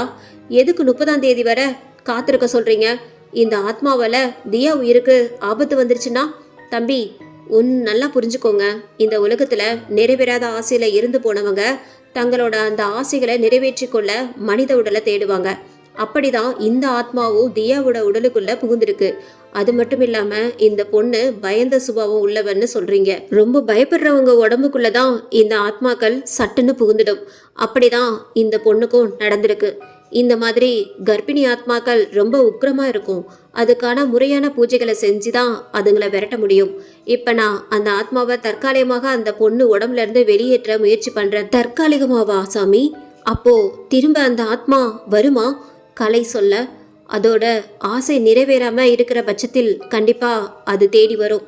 இந்த பொண்ணு பயப்படாம தைரியமா இருக்கணும். முக்கியமா ஒரு விஷயம், எதுக்கு 30ஆம் தேதின்னு கேட்டீங்க தானே? வர 30ஆம் தேதி அம்மனுக்கு உகந்த நாள். ஆத்மாக்களை விட நம்முடைய தெய்வங்களுக்கு பல மடங்கு சக்தியை அதிகரிக்கக்கூடிய நாள் அது என்று கூறியவர் வேகமாக சென்று தியாவின் தலைமுடியை இறுக்கி பிடித்தார். தியா அலறினாள். பிறகு சிரித்தாள். கண்கள் வெளியே பிதுங்கி தன்னுடைய கோரப்பற்கள் தெரிய பயங்கரமாக கத்தி சிரித்தாள். அந்த மந்திரவாதி தன் கையில் இருந்த தீர்த்த நீரை அவள் தலையில் ஊற்றினார். அவள் அலறிக்கொண்டே அங்கிருந்து ஓட முயற்சி செய்தாள். கொண்டு வந்திருந்த வேப்பிலையை எடுத்து அவள் முகத்தில் அடித்தார். அவள் கொடூரமான சத்தத்துடன் அப்படியே தரையில் விழுந்தாள். அவள் நெற்றியில் குங்குமத்தை தடவி கையில் ஒரு சிவப்பு நிற தாயத்தை கட்டினார் அவர். இப்போது அந்த ஆத்மா அவள் உடலை விட்டு காணாமல் போனது. சாமி, இப்ப எல்லாம் ஓகேவா என்று அரவிந்த் கேட்க, அவ கையில தாயத்திருக்கு. அந்த ஆத்மா கிட்ட நெருங்க முடியாது. ஆனால் வர 30ஆம் தேதி வரைக்கும் இந்த பொண்ணை ரொம்ப பாதுகாப்பா பாத்துக்கோங்க. 30ஆம் தேதி கண்டிப்பா அம்மன் கோயிலுக்கு கூட்டிட்டு வாங்க. எப்படியும் மறுபடியும் அந்த ஆத்மா இந்த பொண்ணை நெருங்க முயற்சி பண்ணும். ஜாக்கிரதையா இருங்க என்று கூறிவிட்டு அங்கிருந்து கிளம்பினார். அவர் கிளம்பியவுடன் தியாவின் பக்கத்தில் போய் அமர்ந்த அரவிந்த் அவளது தலையை கோதியபடி கலையையும் நிஷாவையும் பார்த்தான். இன்னைக்கு ஹாஸ்பிட்டலுக்கு தியா வர வேண்டாம், ரெஸ்ட் எடுக்கட்டும். தியாவை பத்திரமா பார்த்துக்கோங்க. இன்னைக்கு நான் கண்டிப்பாக ஹாஸ்பிட்டலுக்கு போயாகணும். ஸோ நீங்கள் யாராவது வீட்டில் இருந்து தியாவை பார்த்துக்கோங்க. ஏதாவதுனா எனக்கு ஃபோன் பண்ணுங்க என்று கூறிவிட்டு கிளம்பினான். மாலை 6 மணி. தியா படுக்கையில் இருந்து எழுந்து அமர்ந்தாள். உடல் ஒரே சோர்வாக இருந்ததால் அப்படியே படுக்கையில் உட்கார்ந்தபடி நிஷாவை கூப்பிட்டாள். அவளின் குரலை கேட்டு பின்னாடி பேசி கொண்டிருந்த கலையும் நிஷாவும் வேகமாக ஓடி வந்தார்கள். இப்போ எப்படி இருக்கு? கலை அவள் பக்கத்தில் அமர்ந்தபடி கேட்டாள். எதுக்குடி இப்படி கேட்குற? ஏன்னு தெரியல, திடீர்னு எனக்கு உடம்பெல்லாம் ஒரே அசதியாக இருக்கு. ஏய் தியா, நீ காலையில் ரொம்ப வித்தியாசமாக நடந்துக்கிட்ட. சற்று யோசித்த தியா, வித்தியாசமாவா? என்னாச்சு எனக்கு? இதை சொன்னால் நீ பயப்படக்கூடாது. உன் கூட ஏதோ ஒரு கெட்ட சக்தி உன்னை தொடர்ந்து வீட்டுக்கு வந்துடுச்சு. அதனால தான் நீ வித்தியாசமாக நடந்துக்கிட்ட. நாங்கள் பயந்து போய் அரவிந்த் கிட்ட சொன்னோம். அவன் தான் ஒரு மந்திரவாதியை கூப்பிட்டு வந்தான். அவர் வந்துதான் இதெல்லாம் சொன்னாரு என்று அவர் கூறிய அத்தனை விஷயங்களையும் கூறினாள் நிஷா. தியா தன் கையில் உள்ள அந்த தாயத்தை தடவி பார்த்தாள். ஆமாடி, கொஞ்ச நாளாவே யாரோ என் கூட வர்ற மாதிரி இருந்துச்சுடி. அது ஒரு பொண்ணு. அப்படின்னா அந்த ஆத்மாவை நீ பார்த்திருக்கியா? அதிர்ச்சியுடன் கேட்டாள் கலை. ஆமாடி, முதல் நாள் நைட்டு நம்ம ஹாஸ்பிட்டலின் மொட்டை மாடியில அந்த பொண்ணு மேலிருந்து கீழே குதிச்சா. யாரோ ஒரு பொண்ணு அப்படி தற்கொலை பண்ணிக்கிறாங்கன்னு நினைச்சு நான் ரொம்ப பயந்துட்டேன். இது விஷயமா நான் அரவிந்த் கிட்ட சொன்னேன். 2 பேரும் கீழே போய் பார்த்தோம். அங்க அவ விழுந்த தடயமே இல்லை. அதுக்கப்புறம் யாரோ என்னை தொடர்ந்து வர மாதிரிலாம் எனக்கு ஃபீல் ஆச்சு. நேற்று விடியற்கால கூட ஏதோ ஒரு உருவம் என் முகத்துக்கு நேராக வந்த மாதிரி இருந்துச்சு. அப்புறம் என்ன நடந்ததுன்னு சத்தியமா எனக்கு ஞாபகம் வரலடி. நல்ல வேலைடி, அரவிந்த் நமக்கு உதவி செஞ்சான். இல்லைனா என்ன பண்ணிருப்போனே தெரியல என்று இருவரும் கூற தியா அரவிந்தை நினைக்க தொடங்கினாள். இன்னைக்கு நாங்க 2 பேருமே உன் கூட தான் இருக்க போறோம். உன்னை இப்படி விட்டுட்டு போக மனசு வரலடி. ஏய், இன்னொரு முக்கியமான விஷயம், அந்த தாயத்தை உன் கையில தான் இருக்கணும், கவனம் என்று கூறினாள் நிஷா. வர 30ஆம் தேதி வரைக்கும் நீ ரொம்ப கவனமா இருக்கணும்டி என்று சொன்னாள் கலை. இருவரும் பேசிக் கொண்டிருக்க தியா எப்படியாவது அரவிந்துக்கு கால் பண்ணி ஒரு தேங்க்ஸ் சொல்லிடணும் என்று நினைத்தவாறே தன்னுடைய போனை எடுத்து அவனுக்கு கால் செய்தாள். ரிங் போனது. ஆனால் அந்த சத்தம் அவள் பக்கத்திலேயே கேட்டது. மூவரும் எங்கே சத்தம் வருது என்று தேடினார்கள். அந்த சத்தம் மேஜையின் மேலிருந்து வந்தது. அங்குதான் அரவிந்த் செல்போனும் இருந்தது. ஐயோ, அரவிந்த் செல்போனை இங்கேயே விட்டுட்டு போயிட்டான், மறந்து வச்சிட்டான் போல இருக்கு என்று கலை அதை எடுத்து தியாவின் கையில் கொடுத்தாள். பரவாயில்ல நிஷா, இங்கே இருக்கட்டும், கண்டிப்பாக அவன் ஃபோன் எடுக்கிறதுக்கு இங்கே வருவான், அப்போ கொடுத்துடலாம் என்றாள் தியா. நீ ரெஸ்ட் எடு, நாங்கள் சமைச்சிட்டு உன்னை கூப்பிடுறோம் என்று கூறிவிட்டு இருவரும் சமையலறையை நோக்கி நடந்தனர். தியாவுக்கு தூக்கம் வரவில்லை. அதனால் தன் கையில் வைத்திருந்த அரவிந்த் போனை எடுத்து பார்த்து கொண்டிருந்தாள். அவனது கேலரியில் புகுந்த அதில் இருந்த போட்டோக்களை பார்த்தாள். அப்போது அவளது கண்ணுக்கு அந்த போட்டோ தென்பட்டது. அதில் அரவிந்த் யாரோ ஒரு பொண்ணுடன் உட்கார்ந்து செல்ஃபி எடுத்துக்கொண்ட போட்டோ. அதை பார்த்ததும் அப்படியே அதிர்ச்சியில் உறைந்து போய்விட்டாள் தியா. நிஷா, கலை, சீக்கிரம் வாங்க இங்க என்று தியா கூப்பிட பதறி அடித்துக்கொண்டு நிஷாவும் கலையும் அவள் அருகே வந்தனர். என்னாச்சுடி, ஏன் இப்படி கத்துற என்று கலை கேட்க அந்த போனை அவளிடம் கொடுத்து அதை பார்க்க சொன்னாள் தியா. இருவரும் ஒன்று புரியாமல் அந்த போனை வாங்கி பார்த்தனர். அதில் இருந்த போட்டோவில் அரவிந்த் யாரோ ஒரு பெண்ணின் கையை பிடித்து அவளுக்கு கை கடிகாரத்தை போட்டு விட்டவாறே போஸ் கொடுத்திருந்தான். இதை பார்த்த நிஷா, யார் இந்த பொண்ணு? இவதான் அன்னைக்கு நான் மொட்டை மாடியில பார்த்த பொண்ணு. என்னடி சொல்ற? மாடியிலிருந்து கீழே குதிச்சான்னு சொன்னியே, அவளா? ஆமா நிஷா, அந்த பொண்ணுதான்.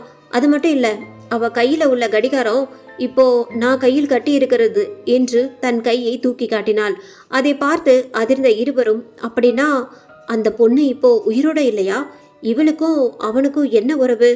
ஆனா அவன் நல்லவ மாதிரி நமக்கு உதவிலாம் செஞ்சான். அந்த பொண்ணை இவன் தான் ஏதாவது பண்ணியிருக்கணும். என்னை லவ் பண்றேன்னு என்னை பின்னாடியே சுத்தி வந்தான். ஆனா ஒரு பொண்ணை காதலிச்சு அவ வயிற்றுல பிள்ளைய கொடுத்துட்டு அவளை ஏதோ பண்ணியிருக்கான் என்று தியா ஆத்திரத்துடன் பேசினாள். நாம் அவசரப்பட்டு எதையும் பேச வேண்டாம், அவன் வரட்டும், அவன்கிட்டயே கேட்கலாம். ஆனா தியா, இந்த பொண்ணை நான் எங்கேயோ பார்த்துருக்கேன் என்று கூறி நிஷா யோசித்தாள். ஏய், எங்கடி பார்த்துருக்க, யோசிச்சு சொல்லு என்று கலை கேட்க நிஷா சிறிது நேர யோசனைக்கு பிறகு எனக்கு ஞாபகம் வந்துடுச்சு. இந்த பொண்ணை நான் ஒரு 4-5 நாளைக்கு முன்னாடி நம்ம ஹாஸ்பிட்டலில் தான் பார்த்தேன். பார்க்க நல்ல அழகாக தான் இருந்தா. எல்லோ கலர் சாரீ கட்டியிருந்தா. அன்னைக்கு நான் இதுக்கு முன்னாடி அவளை பார்த்ததில்லை. அவள் யாரையோ தேடிக்கிட்டு போனான்னு நினைக்கிறேன். நான் ரிசப்ஷனில் கொஞ்சம் வேலையாக இருந்தேன். அப்போதான் யதார்த்தமாக அவளை பார்த்தேன். அப்படின்னா அவள் கண்டிப்பாக அரவிந்தை தான் தேடி வந்திருக்கணும். அவர்கள் பேசி கொண்டிருக்கும் போது வீட்டின் கதவு தட்டு சத்தம் கேட்டது. கலை போய் கதவை திறக்க வாசலில் டாக்டர் சசி சிரித்த முகத்துடன் நின்றிருந்தான். வாங்க டாக்டர், நீங்க எப்படி இங்க? தியாவும் நிஷாவும் கூட அவனை பார்த்ததும் ஒன்று புரியாமல் எழுந்து நின்றார்கள். ஹாய், பயப்படாதீங்க, இந்த பக்கம் ஒரு வேலையா வந்தேன், அதான் சும்மா உங்களையும் பார்த்துட்டு போலான்னு வந்தேன். நீங்க யாரும் இன்னும் ஹாஸ்பிட்டலுக்கு கிளம்பலையா என்று சசி அவர்களை பார்த்து கேட்டான். இல்லை டாக்டர், தியாவுக்கு உடம்பு சரியில்லை, அதான் இன்னைக்கு நாங்கள் அவ கூட இருந்து பார்த்துக்கலாம்னு நினைச்சோம். வாட், தியாவுக்கு என்னாச்சு என்று அவளின் பக்கத்தில் சென்று கேட்டான் சசி. இல்லை டாக்டர், எனக்கு லேசா காய்ச்சல், உடம்பெல்லாம் ஒரே வலி, அதான் இன்னைக்கு வீட்டில் இருந்து ரெஸ்ட் எடுக்கலான்னு நினச்சேன். ஆல்ரைட் நிஷா அண்ட் கலை, நீங்கள் 2 பேரும் ஹாஸ்பிட்டல் போங்க. ஏற்கனவே எனக்கு அங்கே ஆள் பத்தல. ஸோ நீங்கள் 3 பேரும் லீவுனா ரொம்ப கஷ்டம். அதுக்கெல்லாம் டாக்டர், தியாவை பார்த்துக்கணும், அதான் நான் தியாவை நம்ம ஹாஸ்பிட்டலுக்கு கூட்டிகிட்டு போகிறேன். உடம்பு சரியில்லைன்னு வேற சொல்கிறீங்க. நாங்கள் கூட்டிகிட்டு போய் அவளை செக் பண்ணி மெடிசன் கொடுக்குறேன். அவள் அங்கேயே பெட்டில் ரெஸ்ட் எடுக்கட்டும். மார்னிங் நானே அவளை வீட்டில் ட்ராப் பண்ணிடுறேன், ஓகேவா? ஐயோ டாக்டர், அதெல்லாம் வேண்டாம், இப்போ எனக்கு ஓகே தான் என்றாள் தியா. தியா, அவங்க இன்னைக்கு கண்டிப்பாக ஹாஸ்பிட்டலுக்கு வந்து தான் ஆகணும். ஸோ வீட்டில் நீ தனியாக இருக்க முடியாது. அதனால நீ பெட்டர் அங்கேயே ரெஸ்ட் எடுக்கலாம். நாளைக்கு நீங்கள் 3 பேரும் லீவ் எடுத்துக்கோங்க, நோ ப்ராப்ளம். மூவரும் ஒருவருக்கொருவர் பார்த்து கொண்டனர். பிறகு எங்களுக்கு ஓகே என்று தலையாட்டினார்கள். டாக்டர், நாங்கள் எங்களோட ஸ்கூட்டியில் வந்துடுறோம், நீங்கள் தியாவை காரில் கூட்டிகிட்டு போயிடுங்க என்று நிஷா கூற அவனும் அதற்கு சம்மதித்தான். எல்லோரும் அங்கிருந்து கிளம்புவோன் தியா தன்னுடைய கையில் இருந்த அந்த கடிகாரத்தை பார்த்து, இது இனிமேல என் கையில் இருக்கக்கூடாது என்று நினைத்து அதை கலட்டி குப்பை தொட்டியில் வீசினாள். சசி அவளின் கையை பிடித்து காருக்குள் அழைத்து சென்றான். போகும் வழியில் சசி அவளிடம் எதுவும் பேசவில்லை. தியாவுக்கு அது என்னவோ மாதிரி இருக்க அவளே பேச ஆரம்பித்தாள். டாக்டர், நீங்க எங்க இருக்கீங்க? என் வீடு எங்கிருந்து கொஞ்சம் தூரம் தான் தியா. ஏன் தியா திடீர்னு கேட்குற? இல்லை டாக்டர், சும்மா தான் கேட்டேன்.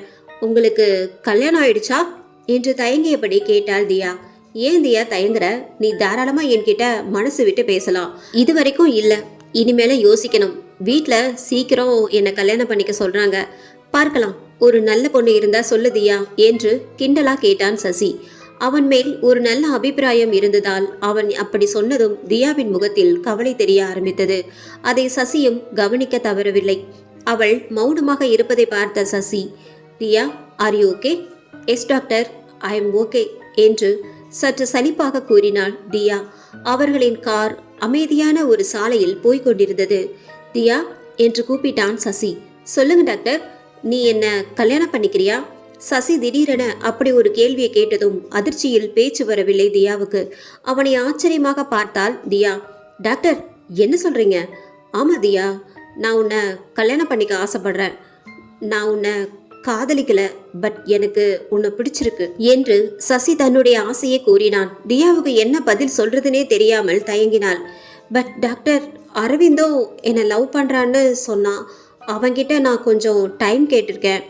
இப்போ இது தெரிஞ்சா அவன், தியா, உனக்கு என் மேல ஒரு அபிப்பிராயம் இருக்குன்னு எனக்கு தெரியும் என்று சசி கூற, அப்படியெல்லாம் இல்லை டாக்டர் என்று கூறி மழுப்பினாள். நேற்று நைட்டு என் ரூம்ல என்னோட போட்டோவை பார்த்து ரசிச்சு பார்த்த. எனக்கு தெரியும் தியா, பிகாஸ் ரூம்ல சிசிடிவி இருக்கு என்று அவன் கூறி கண்ணடிக்க தியா அசடு வழிந்தாள்.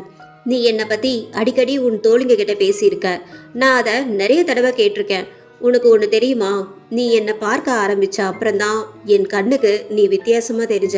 உன்னை கல்யாணம் பண்ணிக்கிட்டு ரொம்ப தூரம் போய் செட்டில் ஆகணும், சந்தோஷமா வாழணும்னு நினைச்சேன். பட் நீ அரவிந்த காதலிக்கலன்னு எனக்கு தெரியும். ஆமா தானே என்று சந்தேகத்துடன் கேட்டான் சசி. தியா சற்று தடுமாற்றத்துடன், இல்லை டாக்டர், நான் அவனை லவ் பண்ணல. ஓகே தியா, எனக்கு புரியுது. நான் இப்படி திடீர்னு கேட்ட உடனே நீ தயங்குற. பரவாயில்ல, நான் மார்னிங் வரைக்கும் வெயிட் பண்றேன். உன் முடிவை சொல்லு, நல்ல முடிவா சொல்லு என்று கூறி சிரித்தான். காற்று திடீரென வேகமாக வீச தொடங்கியது. அப்போது யாரோ தன் காதருகில் தியா என்று கூப்பிடுவது போல் உணர்ந்தாள். அவள் பயத்தில் அப்படியே சுற்றி பார்த்தாள். தன் கையிலும் தடவி பார்த்தாள். தாயத்து அவள் கையில் இருந்தது. நிம்மதியாக பெருமூச்சு விட்டபடி அப்படியே காரில் சாய்ந்தாள். மறுபடியும் அதே போல் யாரோ கூப்பிடும் சத்தம் தியாவுக்கு கேட்டது. ஆனால் சசிக்கு அந்த சத்தம் எதுவும் கேட்கவில்லை. தியா அப்படியே கண்ணாடி வழியாக பின் சீட்டை பார்த்தாள். அங்கே அவள் மாடியில் பார்த்த அதே பெண் கண்களில் ரத்தம் வழிந்து கோபமாக தியாவை பார்த்து கொண்டிருந்தாள். ஆ என்று தியா அலறினாள். அவள் அப்படி அலறியதை பார்த்த சசி காரை சடன் பிரேக் போட்டு நிறுத்தினான். என்னாச்சு தியா? அது பின்னாடி சீட்ல யாரோ உட்கார்ந்து இருந்த மாதிரி இருந்துச்சு டாக்டர். பின்னாடியா என்று கேட்ட சசி திரும்பி பின் சீட்டை பார்த்தான். அங்கு யாருமே இல்லை. தியா, பின்னாடி யாருமே இல்ல. உனக்கு உடம்பு சரியில்லை, அதனாலதான் இப்படி எதையோ பார்த்து பயந்துருக்க. சரி சரி, நான் உன் பக்கத்துல தான் இருக்கேன். நம்ம ஹாஸ்பிட்டல நெருங்கிட்டோம், பயப்படாத என்று அவளை சமாதானப்படுத்தினான். மறுபடியும் கண்ணாடியில் பின் சீட்டை பார்த்தால் அங்கு யாருமே இல்லை. ஒரு வழியாக இருவரும் ஹாஸ்பிட்டலுக்கு வந்து சேர்ந்தார்கள். சசி அவளை பெட்டில் படுக்க வைத்து அவளுக்கு ஒரு ஊசியை போட்டான். காய்ச்சல் அதிகமாக இருந்ததால் அவளுக்கு மெடிசன் கொடுத்து கொஞ்ச நேரம் ஓய்வெடுக்க சொன்னான். நன்றாக தூங்கி இருப்பாள் தியா. அப்போது யாரோ அறைக்கதவை திறக்கும் சத்தம் மெதுவாக கேட்டது. தியா கண்களை திறந்து பார்க்கும்போது அந்த அறைக்குள் வேகமாக நுழைந்தான் அரவிந்த்.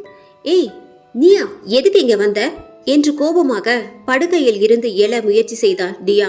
நான் சொல்றத கேளு தியா. என்கிட்ட நிஷாவும் கலையும் சொன்னாங்க. நான் எதுவும் பண்ணல தியா. அந்த பொண்ணு எனக்கு தங்கச்சி மாதிரி என்று கூறினான் அரவிந்த். சி வாய மூடு அரவிந்த். தங்கச்சியா? அவ கூட பழகி அவளை கர்ப்பமாக்கி இருக்க. அவளை கொன்னுட்டு தான் என்கிட்ட வந்து உன்னோட லவ்வை சொன்னியா? இல்ல இல்ல, 2 பேரு கூடயும் பழகி இருக்க. இப்பதான் கொஞ்ச நாளைக்கு முன்னாடி அவளை கொன்னுட்டு என் முன்னாடி நல்லவ மாதிரி நடிச்சிருக்க. ஆவேசமாக கத்தினாள் தியா. அவள் கைகளை பிடிக்க அவள் அருகில் சென்றான் அரவிந்த். தியா, அவ எனக்கு கூட பிறக்காத தங்கச்சிடி. அந்த கடிகாரம் அவளுக்கு நான் கொடுத்த பரிசு. அவ ஆசிரமத்தில் வாழ்ந்த பொண்ணு, சமூக சேவை செய்யறவ. அப்படித்தான் ஒரு நாள் என் வீட்டுக்கு வந்தா. என் பாட்டிய பாத்துக்க ஒரு ஆளு வேணும்னு எங்க அப்பா நியூஸ்ல விளம்பரம் கொடுத்திருந்தாரு. அப்போதான் கண்மணி எங்க வீட்டுக்கு வந்தா. எங்க பாட்டிய சொந்த பேத்தி பாத்துக்கிற மாதிரி பாத்துக்கிட்டா. அதனாலதான் அவளை எனக்கு பிடிச்சது. அவளை என் தங்கச்சியாவே நினைக்க ஆரம்பிச்சேன். நான் அவளை பார்த்து 1 வாரம் ஆச்சு தியா. எங்க போனான்னு தெரியல. எங்க பாட்டி அவ இல்லாம ரொம்ப படுத்த படுக்கையா ஆயிட்டாங்க. ஏன்னா அவ என் பாட்டி கூட இருந்து அவ்வளவு அக்கறையா கவனிச்சுக்கிட்டா. ஆமா, நான் அந்த கடிகாரத்தை அவளுக்கு கொடுத்தேன். அதை அவ ஆசைப்பட்டு என்கிட்ட கேட்டா. நீ இவ்வளோ பேசுறியே, நான் கண்மணி கூட சேர்ந்து நெருக்கமா ஏதாவது போட்டோ எடுத்திருந்தேனா? அதை நீ பார்த்தியா என்று அரவிந்தும் பதிலுக்கு கத்தினான். நீ உண்மைதான் சொல்றியா அரவிந்த் என்று கேட்டவாறே தியா படுக்கையில் இருந்து எழுந்து வர அவளது தாயத்து அங்கிருந்து கம்பி ஒன்றில் மாட்டி அவிழ்ந்து கீழே விழுந்தது. தியா, நீ என்ன நம்பலனா? போய் 2வது மாடியில 18வது ரூம்ல போய் பாரு. அது என்னோட பாட்டி தான். என்னோட அம்மாவும் அப்பாவும் மார்னிங்ல வந்து தான் அவங்கள இங்க அட்மிட் பண்ணாங்க. நான் போய் பார்த்தா அவங்க என்கிட்ட கண்மணியை பத்தி கேட்பாங்க. அதனால்தான் இப்ப வரைக்கும் நான் அவங்கள போய் பார்க்கல. ஆனா கண்மணிக்கு என்ன ஆச்சுன்னு எனக்கு சத்தியமா தெரியாது தியா. தியாவுக்கு எல்லாமே ஒரே குழப்பமாக இருந்தது. இவன் உண்மையதான் சொல்றானா, இவன் நம்பலாமா, ஒண்ணுமே புரியலையே என்று யோசித்தாள். தியா, நீ இன்னமும் என்ன நம்பலையா? அவ அன்னைக்கு ஹாஸ்பிட்டலுக்கு வந்தது என்ன பார்க்க இல்ல டாக்டர் என்று அவன் யார் பெயரையோ கூற வாய் திறந்த போது பின்னாடி யாரோ அவனை தலையில் ஓங்கி அடித்தார்கள். அவன் அப்படியே மயங்கி கீழே விழுந்தான். அதை பார்த்து அதிர்ந்த தியா, ஐயோ அரவிந்த் என்று பதறியபடி ஓடி வந்தாள். அவன் அடித்த அடியில் அப்படியே மயங்கி விட்டான். அரவிந்த் பின்னால் கையில் ஒரு இரும்புடன் நின்றிருந்தான் டாக்டர் சசி. எதிரில் சசி கையில் இரும்புடன் நின்றிருப்பதை பார்த்த தியா, டாக்டர் நீங்களா என்று அவனை பார்த்ததும் அதிர்ச்சியில் அப்படியே ஆடிப்போனாள். தியா, நீ பயப்படாத. இவன் உன்னை ரொம்ப தொல்லை பண்றான். இனிமே யாரு உன்னை தொல்லை பண்ணாலும் நான் சும்மா விட மாட்டேன் என்று தடுமாறியபடி கூறினான். முட்டாளா நீங்க? அரவிந்த் என்ன தொல்லை பண்றான்னு நான் உங்ககிட்ட சொன்னேனா?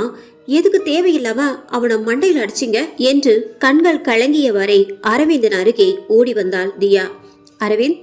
அரவிந்த் எழுந்திரி அரவிந்த் என்று அவன் கன்னத்தை தட்டினாள் தியா. சசி தியாவை ஒரு பயங்கரமான பார்வை பார்த்தவாறே அங்கு நின்றிருந்தான்.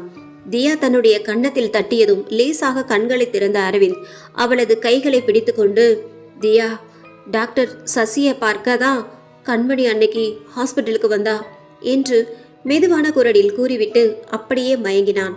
அவன் கூறியதை கேட்ட தியா ஆக்ரோஷமான பார்வையுடன் சசியை வெறித்து பார்த்தாள். அங்கிருந்து எழுந்து சசியின் அருகில் சென்றவன் அவனின் சட்டையை இறுக்கமாக பிடித்தாள். ஏய், அப்ப நீதான் கண்மணியை ஏதோ பண்ணிருக்க, உண்மையை சொல்லிரு என்று கோபமாக கேட்டாள் தியா. திருதிருவென முழித்த சசி, கண்மணியா? யார் இது? எந்த கண்மணி என்று எதுவும் தெரியாதது போல் நடித்தான். டாக்டர், நான் உங்களுக்கு மரியாதை கொடுத்து கேட்குறேன், உண்மையை சொல்லிடுங்க. அவளை என்ன பண்ணீங்க? உங்களுக்கும் அவளுக்கும் என்ன உறவு என்று கேள்விகளை அடுக்கினாள் தியா. தான் வசமாக மாட்டிக்கொண்டோம் என்பதை உணர்ந்த சசி, தியா, நான் சொல்றேன், எல்லாத்தையும் உன்கிட்டே சொல்லிடுறேன். ஆனா இங்க வேண்டாம், என் கூட வா. என்ன எங்க கூப்பிடுறீங்க என்று கேட்டாள். தியா, உனக்கு உண்மை தெரியும்னா என் கூட வா, நான் சொல்றேன் என்று சசி அழைக்க தியாவும் உண்மையை தெரிஞ்சுக்க வேண்டி அவனுடன் சென்றாள். மொட்டை மாடியில் இருவரும் நின்றிருந்தார்கள். உண்மையை சொல்றேன்னு சொல்லிட்டு எதுக்கு மொட்டை மாடிக்கு கூட்டிட்டு வந்தீங்க? அந்த பொண்ணு இப்ப உயிரோட இல்ல, அது மட்டும் உறுதி. சொல்லுங்க, என்ன பண்ணீங்க அவளை என்று ஆவேசத்துடன் கத்தினாள் தியா. சத்தம் போடாத தியா, நான் சொல்றேன் என்று அந்த சம்பவங்களை அவளிடம் கூற ஆரம்பித்தான் சசி. சில மாசத்துக்கு முன்னாடி கண்மணி எனக்கு அறிமுகமானாள். அவள் அனாதை ஆசிரமத்தில் வளர்ந்த பொண்ணு. ஒரு தடவை நான் என் நண்பனோட ஹாஸ்பிட்டலுக்கு ஒரு வேலையா போயிருந்தேன். அப்போதான் கண்மணிய முதலாக பார்த்தேன். அவள் தங்கி இருக்கிற ஆசிரமத்துக்கு நன்கொடை வாங்குறதுக்காக அங்க வந்திருந்தா. என் நண்பன் தான் அவளை அங்கு வர சொல்லியிருந்தான். அவள் ரொம்ப அழகான பொண்ணு. பாக்குறவங்க யாரா இருந்தாலும் அவளோட அழகில் மயங்கிடுவாங்க. அப்படித்தான் நானும் மயங்கி போனேன். அவகிட்ட அன்னைக்கு தான் பேச ஆரம்பிச்சேன். இப்படியே எங்களுடைய அந்த நட்பு காதலாக மாறுச்சு. எங்க வீட்டுல பெண் பிள்ளைங்க யாரும் கிடையாது. என் தங்கச்சி ஒரு ஆக்சிடென்ட்ல இறந்து போயிட்டா. அதுக்கப்புறம் என் அம்மா அப்பாவுக்கு நான் மட்டும்தான். கண்மணிய நான் கல்யாணம் பண்ணிக்கிட்டா கண்டிப்பா அவ எங்க அம்மா அப்பாவுக்கு ஒரு நல்ல மருமகளா இருப்பான்னு நான் நினைச்சேன். அவளை ரொம்ப நேசிச்சேன். அவளோட அந்த அழகுல மயங்கி நிறைய பேர் அவகிட்ட வந்து பேசுவாங்க. அது எனக்கு பிடிக்கல. அவ எனக்கு மட்டுமே சொந்தமா இருக்கணும்னு நினைச்சேன். அதனால எனக்கும் அவளுக்கும் அடிக்கடி சண்டை வரும். இப்படியே கொஞ்ச நாள் போச்சு. சசி நடந்த சம்பவங்களை பற்றி சொல்லி கொண்டிருக்கும் போது அரவிந்த் கலை, நிஷா இவர்கள் மூவரும் அங்கு வேகமாக ஓடி வந்தார்கள். தியா, ஆர் யூ ஓகே என்று அரவிந்த் அங்கிருந்து கத்த, தியா அவனை அமைதியாக இருக்க சொல்லி கையசைத்தாள். ஆனாலும் அரவிந்த் ஓடி வந்து தியாவின் கைகளை இறுக பற்றி கொண்டான். தியாவுக்கு அரவிந்த் தன் பக்கத்தில் இருப்பது கொஞ்சம் தைரியத்தை கொடுத்ததால் அவளும் பேசாமல் இருந்து விட்டாள். நிஷாவும் கலையும் அந்த மொட்டை மாடியின் ஓரத்தில் ஒரு ஓரமாக நின்று கொண்டனர். மீண்டும் தொடர்ந்தான் சசி. அப்போதுதான் ஒரு நாள் நான் கண்மணிய இதோ இந்த அரவிந்த் கூட பார்த்தேன். இதை பற்றி அவகிட்ட விசாரிச்சேன். அதுக்கு அவ இவனோட வீட்டுக்கு போய் அவங்க பாட்டிய பாத்துக்க சொல்லி கேட்டாங்க. அதான் அங்க போனேன்னு சொன்னான். நானும் அதோட எதுவும் கேட்கல. அதுக்கு பிறகுதான் அவளோட பிஹேவியர் மாற ஆரம்பிச்சது. ஃபோன் பண்ணும்போதெல்லாம் நான் அப்புறம் பேசுறேன், கொஞ்சம் வேலையா இருக்கேன்னு ஏதாவது சொல்லுவா. எனக்கு அவ மேல சந்தேகம் வந்துடுச்சு. அவளை ஃபாலோ பண்ண ஆரம்பிச்சேன். அப்படித்தான் ஒரு நாள் இவங்க 2 பேரையும் ஒரு காஃபி ஷாப்ல பார்த்தேன். இவன் கண்மணி கையை பிடிச்சிட்டு அவளுக்கு கை கடிகாரம் போட்டு விட்டான். அதை நான் தூரத்துல இருந்து பார்த்தேன். அப்பவும் நான் அதை பத்தி எதுவுமே கேட்கல. அன்னைக்கு ஒரு நாள் அவளை கட்டாயப்படுத்தி என் வீட்டுக்கு அழைச்சிட்டு போனேன். அம்மா அப்பாவுக்கு கண்மணியை ரொம்ப பிடிச்சி போச்சு. நல்லபடியா அவளை கவனிச்சுக்கிட்டாங்க. ஆனால் அன்னைக்கு அவளோட முகமே சரியில்லை. என் வீட்டில் சாப்பிட்ட எல்லா சாப்பாட்டையும் வாமிட் பண்ணிட்டா. சரி, அவளுக்கு சாப்பாடு ஒத்துக்கல போல இருக்குன்னு நானும் நினச்சேன். ஹாஸ்பிட்டலுக்கு போகலாம்னு கேட்டதுக்கு வேணான்னு சொல்லிட்டா. அவளுக்கென சொந்தமாக வீடு எதுவும் இல்லை. அவள் ஃப்ரெண்டு கூட தான் தங்கியிருந்தா. அதுவும் காலையில் அரவிந்த் வீட்டில் அவனோட பாட்டியை பார்த்துக்கிட்டு நைட்டில் மட்டும் அவள் ஃப்ரெண்டு வீட்டில் ஸ்டே பண்ணிக்குவான். இப்படியே 3 நாள் போச்சு. அவகிட்ட இருந்து எந்த ஃபோனும் வரலை. ஒரு நாள் மார்னிங் எனக்கு கால் பண்ணி அழுதா. எனக்கு ஒன்றுமே புரியல. என்னாச்சு, எதுக்கு அலறன்னு கேட்டேன். அவ சொன்ன விஷயத்தை கேட்டு நான் அப்படியே ஷாக் ஆயிட்டேன். எந்த ஒரு காதலனும் இப்படி ஒரு விஷயத்த தன் காதலியிடம் இருந்து எதிர்பார்த்திருக்க மாட்டான். கூறிக்கொண்டிருக்கும் போதே சசியின் கண்கள் கலங்கின. ஆமா, நான் தப்பு பண்ணிட்டேன், உங்களுக்கு துரோகம் பண்ணிட்டேன்னு சொல்லி கதறி அழுதா. எனக்கு ஒண்ணுமே புரியல. அப்போதான் அவ சொன்னா, நான் வேற ஒருத்தனை விரும்புறேன், அவகிட்ட என்னோட கற்பையும் இழந்துட்டேன்னு சொன்னான். எனக்கு தலையில் இடியே விழுந்த மாதிரி இருந்துச்சு. என்னால இந்த விஷயத்த ஜீரணிக்கவே முடியல. நான் இப்போ 3 மாசம் முழுகாம இருக்கேன்னு வாய் கூசாம சொன்னான். என்ன பண்றது, வேற வழியே இல்ல. யார் அவன்னு கேட்டேன். அதுக்கு அவ, நான் நைட்டு ஹாஸ்பிட்டலுக்கு வரேன், ஃபோன்ல சொல்ல முடியாதுன்னு சொன்னான். சரி, நீ நேர்ல வா அப்படின்னு சொல்லி நானும் ஃபோனை கட் பண்ணிட்டேன். அதுக்கு பிறகு நான் அவளை பார்க்கவே இல்லை. அன்னைக்கு நைட்டு வரேன்னு சொன்னவ கடைசி வரைக்கும் வரவே இல்லை என்று கூறி முடித்தான். இதையெல்லாம் கேட்டு இன்னும் கோபமான தியா, என்ன டாக்டர் பொய் சொல்றீங்களா? அப்போ அவளோட கர்ப்பத்துக்கு நீங்க காரணம் இல்லையா? நான் இத நம்ப தயாரா இல்லை. அவளை நீங்க தான் கொண்டு இருக்கீங்க, உண்மையை சொல்லிடுங்க என்று கத்தினாள். தியா, நான் அவளை கொலை பண்ணல, நம்பு. அவளை வேற யாரோ தான் ஏதோ பண்ணியிருக்காங்க என்று கெஞ்சினான் சசி. திடீரென காற்று பலமாக வீசத் தொடங்கியது. அந்த இடமே இருளில் மூழ்கியது. எல்லோரும் காற்றுக்கு அப்படியே தட்டு தடுமாறினார்கள். அங்கு நின்று கொண்டிருந்த தியா ஆ என்று கத்திக்கொண்டே அங்கும் இங்கும் ஓடினாள். வேகமாக ஓடி வந்தவள் பாய்ந்து அரவிந்தின் கழுத்தை பிடித்தாள். அவளது முகம் இப்போது மாறியது. கண்கள் பிதுங்கியபடி கோரமாக தோற்றமளித்தாள். தியா உடம்பில் இருந்த கண்மணி. அவளை கண்ட எல்லோரும் அப்படியே பயத்தில் நடுங்கினார்கள். சசி ஒன்றும் புரியாமல் தியாவை பார்த்து, கண்மணி, நீயா என்று கலங்கிய கண்களுடன் கேட்டான். ஆனால் கண்மணி அரவிந்தின் கழுத்தை பிடித்து நெரித்தபடி, ஏய் சொல்லுடா, அன்னைக்கு அநியாயமா என்னை கொன்னுட்டியே, நான் ஒரு கர்ப்பிணின்னு கூட பார்க்காமல் என்னை இங்கிருந்து தள்ளிவிட்டு கொலை பண்ணியே, மறந்துட்டியா என்று ஆவேசமாக கத்தினாள். அரவிந்த் பயத்தில் அப்படியே நடுங்கினான். உடல் முழுவதும் வியர்த்து கொட்டியது.